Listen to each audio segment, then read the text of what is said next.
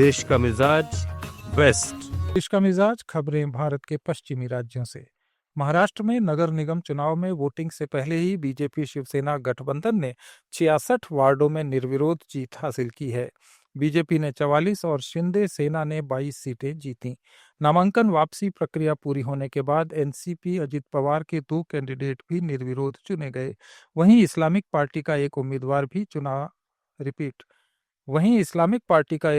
भी बिना चुनाव लड़े जीत गया। नगर परिषद चुनाव में बड़ी जीत के बाद निगम चुनाव में भी महायुति ने वोटिंग से पहले ही तगड़ी ओपनिंग की है। नामांकन वापस लेने के बाद कुल 69 उम्मीदवार निर्विरोध चुनाव जीत गए।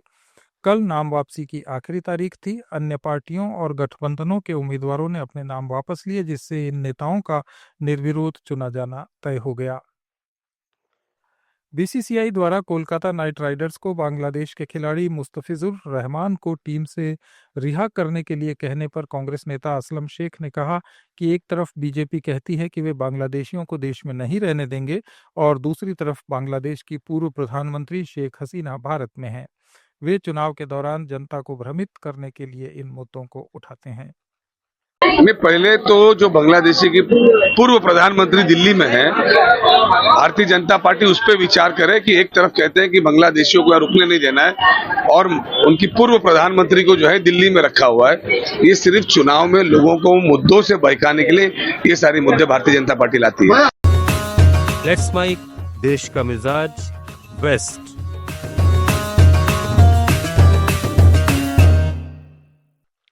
वहीं भाजपा नेता नवनीत राणा ने इस मुद्दे पर कहा कि बीजेपी में भारत में किसी भी बांग्लादेशी क्रिकेटर को नहीं खेलना चाहिए और न ही हमारे किसी क्रिकेट मैच या लीग में भाग लेना चाहिए। बांग्लादेश अपने देश में हिंदुओं और अन्य अल्पसंख्यकों को निशाना बना रहा है, इसलिए भारत में उस देश के किसी भी क्रिकेटर या फिल्मी हस्ती को बर्दाश्त नहीं किया जाना चाहिए। बांग्लादेश का कोई भी खिलाड़ी हमारे भारत की टीम में और या कोई भी टीम में आप खरीदो, आप बेचो, कोई भी क्रिकेटर को बांग्लादेश के हमारे देश के कोई भी टीम में वो क्रिकेटर होना नहीं चाहिए। ये हमारे भारत के ऊपर हमारी जो माइनॉरिटी वहां पे रह रही है और उनके ऊपर जो बांग्लादेशी अत्याचार कर रहे हैं, तो उनका कोई भी खिलाड़ी हो, कोई भी एक्टर हो, कोई भी व्यक्ति हो, वो हमारे देश में एंटरटेन नहीं किया जाना। राजस्थान के मंत्री अविनाश गहलोत ने भी अपनी प्रतिक्रिया में कहा कि मैं बीसीसीआई के इस निर्णय का स्वागत करता हूं। उन्होंने बहुत संवेदनशील निर्णय लिया है। शाहरुख खान को भी बीसीसीआई के इस आदेश का सम्मान करना चाहिए। गहलोत ने कहा कि कोई दुश्मन देश भारत के खिलाफ कोई साजिश करता है तो निश्चित रूप से ये सोचने वाली बात है और ऐसे देश के खिलाड़ियों को बाहर करना चाहिए जो भारत को नुकसान पहुंचाते हैं। इस तरह देखते हैं क्योंकि शाहरुख खान की टीम थी।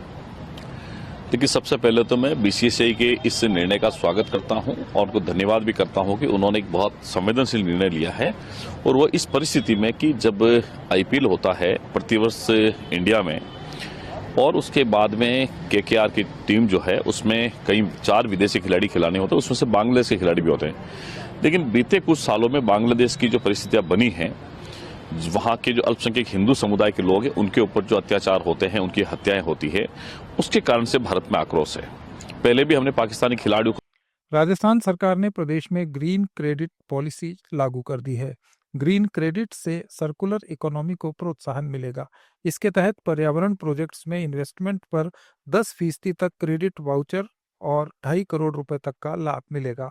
इसे बेचा भी जा सकेगा। 2070 तक राजस्थान को कार्बन मुक्त बनाने और पर्यावरण बचाने की दिशा में भजनलाल सरकार का ये बड़ा फैसला है।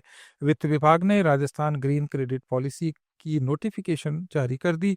इस नीति के तहत पेड़ लगाने, जल संरक्षण करने और प्रदूषण कम करने वाली परियोजनाओं में निवेश करने वाली कंपनियों और निवेशकों को सरकार आर्थिक सहायता देगी। ये थे देश के पश्चिमी राज्यों के कुछ प्रमुख समाचार। अपडेट्स के लिए जुड़े रहिए लेट्स माइक के साथ। आप सुन रहे थे let's mic more than radio. Follow कीजिए हमें हमारे सोशल मीडिया प्लेटफॉर्म्स पर। It's time for news. It's time for more than radio. Presenting the first radio news app, Let's Mic. Let's Mic, a news-based app on your phone where you get to watch and listen news, talk shows, interviews, radio show podcasts. On Let's Mic, you get